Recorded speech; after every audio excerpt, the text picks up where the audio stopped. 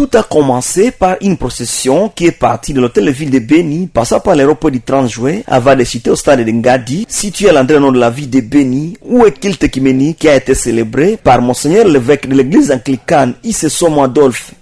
Devant des centaines de la population venue de Beni, ville et territoire, mais également plusieurs autres venus de Butembo et Lubero, ce serviteur de Dieu a expliqué ce que c'est mémorial dans la vie de l'homme. Après ça n'est suivi une prière d'assemble en faveur de la paix à Beni Lubero. Des poèmes parlant de la paix ont été aussi au rendez-vous avant une série de mots de circonstances. Interrogé au sortir de cette activité, Javier Kassairio, rapporteur général de la société civile territoire de Beni, est revenu sur l'objectif de cette activité. En fait, la motivation pour nous d'organiser cette activité, c'est pour essayer de fédérer les perceptions, de fédérer les idéaux, de fédérer les efforts, de fédérer les énergies ensemble afin de revivre les massacres qui ont surgi dans cette zone, afin de consolider l'espoir pour que nous puissions rafraîchir les mémoires, rafraîchir le cœur des autres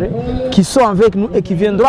après nous pour qu'il y ait justice par rapport à ce qui s'est passé ici dans le cadre des massacres qui se sont passés dans la région de Beni. Pour sa part, Maître Toudi Diané, actrice sociale dans la région de Beni, cette activité était une occasion de lever les voix pour interpeller les autorités à prendre au sérieux la situation de Beni Lubero. Aujourd'hui, nous avons chuté par une messe écuménique où vous venez d'assister, nous venons de prier Dieu et tout le monde a été là pour qu'on lève notre voix, pour que Dieu puisse voir tout ce que nous traversons en ville de Beni, territoire, et Lubero et Butembo.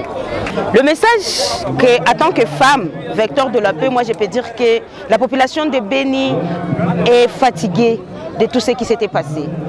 C'est nous qui avions commencé à vivre la situation de massacre et nous avons dit que c'est maintenant assez. Nous devons montrer sur le plan national et international que nous avons assez. Maintenant, nous avons besoin de la paix et que la communauté internationale puisse nous amener leur contribution dans la thématique paix et sécurité parce que nous en avons droit en tant que population, en tant que peuple du Congo, en tant que la population qui fait partie de la République démocratique du Congo, surtout dans la partie est de notre pays. La date du 15 octobre est désormais maintenue par les coordinations des forces vives de Béniville et territoire, ville de Butembo et territoire de Luberon pour se rappeler des victimes des massacres que commettent les combattants EDF depuis 2014. Aujourd'hui, voilà exactement 10 ans.